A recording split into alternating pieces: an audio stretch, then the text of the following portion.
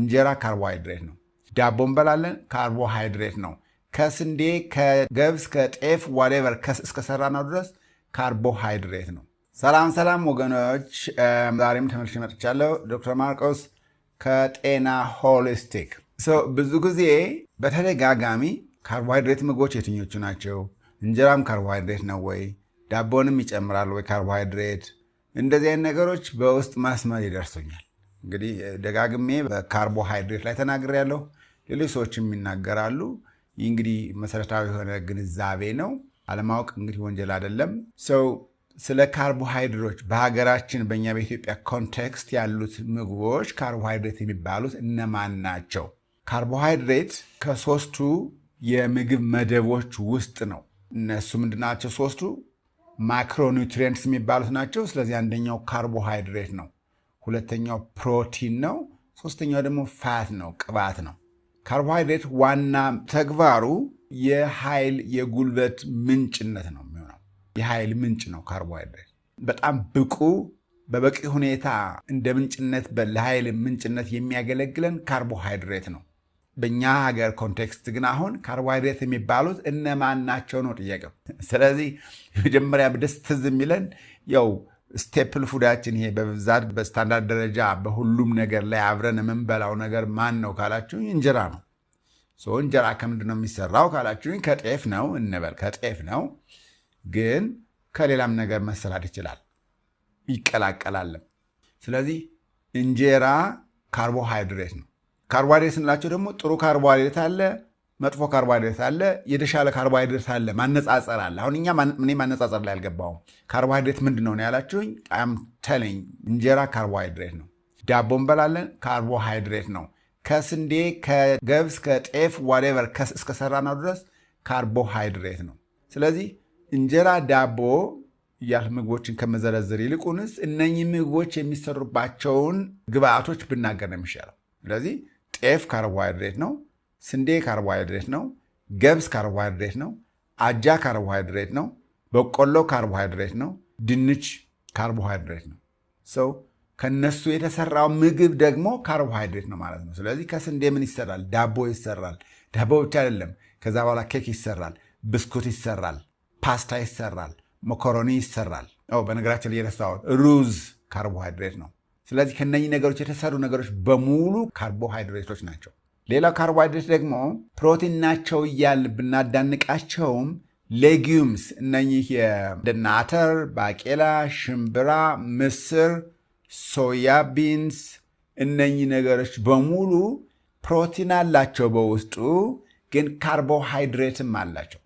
ስለዚህ ከነኚህ ከሌጊዩምስ የሚሰራው ነገር ፕሮቲን በውስጡ ቢኖረውም ካርቦሃይድሬትም አለው ማለት ነው። የምስር ወጥ ብትሰሪም ውስጡ ፕሮቲንም ካርቦሃይድሬት የምታገኘው ማለት ነው። ይሄ በተለይ ደግሞ በጣም ኢምፖርታንት ነው። ይሄ ኢንፎርሜሽን ለምን በሉኝ። ለምሳሌ የዳያቤቲክስ በሽተኞች አተር፣ ሽምብራ፣ ባቄላ እንደዚህ ከዚህ ወጥ ነው የበላሁት፣ እንጀራ ብዙ አልበላሁም፣ ግን የስኳር መጠኔ ጨመረ ብለው ያማራሉ።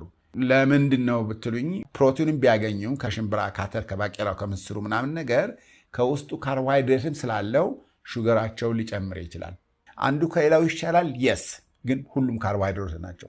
በተለይ ይህን ማወቅ ያለባቸው እነዚህ ሜታቦሊካሊ ኮምፕሮማይዝድ የሆኑ ሰዎች፣ ኦልሬዲ ዳያቤቲስ አለባቸው የተባሉ ሰዎች፣ ወደዛ እያሻቀበ ነው፣ ወደ ዳያቤቲስ እየሄደብህ ነው፣ ፕሬዳያቤቲስ ነህ ምናምን የተባልን ሰዎች፣ የጉበት የኩላሊት እንደዚህ በሽታ ያለብን ሰዎች ኦልሬዲ ሜታቦሊካሊ ኮምፕሮማይዝድ ነን አይደል እንዴ?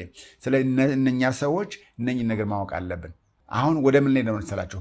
እነኚህ ካርቦሃይድሬቶች ደግሞ መጥፎና የተሻሉ የሚያሰኛቸው ምናቸው መሰላችሁ? የፕሮሰሲንግ ሌቭላቸው ነው። ጤፍ ብዙ ፕሮሰስ የምትደረግ ነገር የላትም። ሆል ግሬኗን ተፈጭቶ ነው ቀጥታ የምንበላው። ጤፍ የተሻለ ካርቦሃይድሬት ነው። ጤፍ ኢዝ ጉድ። ጤፍ ጥሩ ካርቦሃይድሬት ነው። ጥሩ ካርቦሃይድሬት ነው ከተባለ ደግሞ እንደ ልብ እንደፈለግን መብላት አለብን ማለት አይደለም። አሁን እኛ ምንነቱን አወቅን፣ የሚቀጥለው ደግሞ እንደገና ኳንቲቲ መመጠን አለበት ማለት ነው። ስለዚህ እንጀራ የምትበሉ ሰዎች፣ የምንበላ ሰዎች፣ ቤታችን የምናሰራ የእንጀራ ጥራቱን የምናቀው ከጤፍ ብቻ መሰራቱን የምናቅ ሰዎች እድለኞች ነን። ለምን ብትሉኝ እሱን አሁን ማድረግ ያለብን መጠኑን ብቻ መቀነስ ነው እንጂ በውስጥ ጥራቱ ላይ ጥርጥር የለብንም። ከውጭ የሚገዛውና ውስጥ ግብአቱን የማናቅ ሰዎች ከሆነ ግን እሱ ችግር አለ። ለምን የሚቀላቀለው ከጤፉ ጋር የሚቀላቀለው ነገር አሁን ጥሩ ካርቦሃይድሬት ላይሆን ይችላል። ለምን ጥሩና መጥፎ የሚያሰኘው ፕሮሰሲንግ ነው አይደል? ስለዚህ እንጀራው ኳሊቲው የጥሩ ካርቦሃይድሬትነቱ ቀነሰ። በጣም መቀነሱ ምንድነው ችግሩ ካላችሁ ደግሞ የስኳራችንን መጠን በደማችን ውስጥ ቶሎ ይጨምራል ነው። ግላይሴሚክ ኢንዴክሱ ይጨምራል ነው። ገብስ ለምሳሌ ገብስ የሚጨመርበት ከሆነ እኔ አይ ውድ ፕሪፈር ገብስ ያልተፈተገ እንዳለ የተጨመረበት ካለ ከተሰራ። ሌላ ምን ይጨመራል? በቆሎ የሚጨመር ከሆነ ባድ። ምክንያቱም በቆሎ የሚጨመረው እስከ ፋይበሩ ምናምን አይደለም፣ ያው ከውስጥ የወጣው ስታርች ፓርቱ ነው የሚጨመረው። ሩዝ የሚጨመር ከሆነም እንደዚሁ መጥፎ ነው። ሩዝ በተለይ እኛ ሀገር ደግሞ በብዛት ያለው ዋይት ራይሱ ነው። ብራውን ራይሱ አክሰስ የለንም።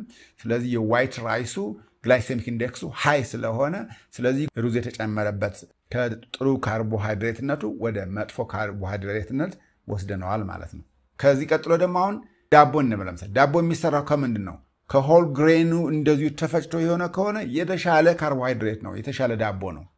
ግን በብዛት ከተማ ላይ ገበያ የምናገኘው ዳቦ ምን አይነት ነው? ከፊኖ ዱቄቱ ከሆነ እሱ ሁሉም ነገር ወጣ፣ ውስጥ ስታርቿ ብቻ ነች። ስታርች ማለት ደግሞ ሹገር ማለት ነው። ምንም ልዩነታቸው ትንሽ ነው።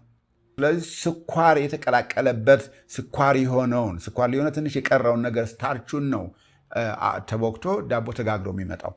that is bad carbohydrate። ለምን ባድ ያሰኘው ምንድነው? አሁን ካርቦሃይድሬቱ ምንድነው? ፕሮሰሲንጉ ነው። በሱም ብቻ ሲደንቀን ጭራሽ ደግሞ ኬክ ሆኖ ብስኩት ሆኖ ደግሞ ጭራሽ በኋላ ሲመጣ ደግሞ ያ ደግሞ አልትራ ፕሮሰሲንግ ደረጃ ደርሰናል ማለት ነው። አክቹዋሊ ባድ።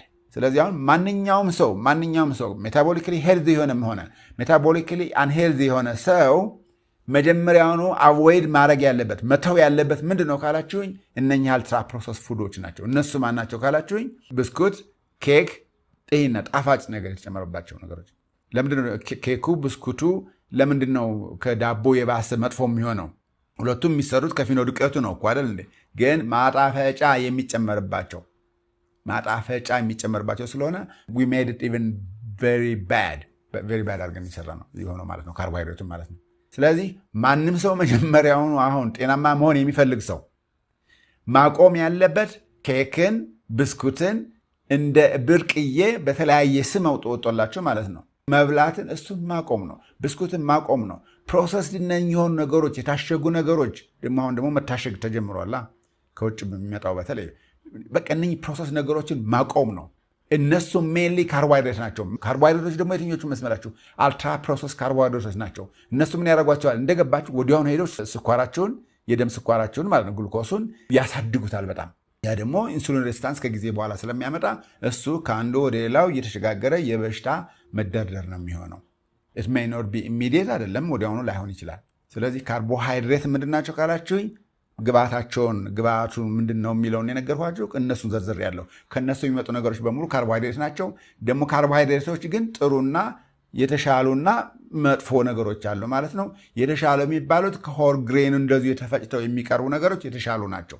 ኢቭን አንዱ ከሌላው ግላይሴሚክ ኢንዴክሱ ስንዴው ከጤፍ ቢለያይም እንኳን አትሊስት ሆል ግሬኑ ተፈጭቶ የምንበላው ከሆነ የተሻለ ካርቦሃይድሬት ነው። በተለይ በኛ አገር ደረጃ የሳፕላይ ችግር ያለበት አገር ውስጥ ማለት ነው። ይህን ምረጥ ያንን ተው ያንን ማለት ራሱ ቅንጦትም ሊሆን ይችላል። መምረጥ የምንችል ሰዎች ካለን ጥሩ እኛ እንምረጥ። ግን ደግሞ መምረጥ የማይችል ማህበረሰብ ደግሞ አለ። በኢኮኖሚ ደረጃ ነው የምነግራችሁ።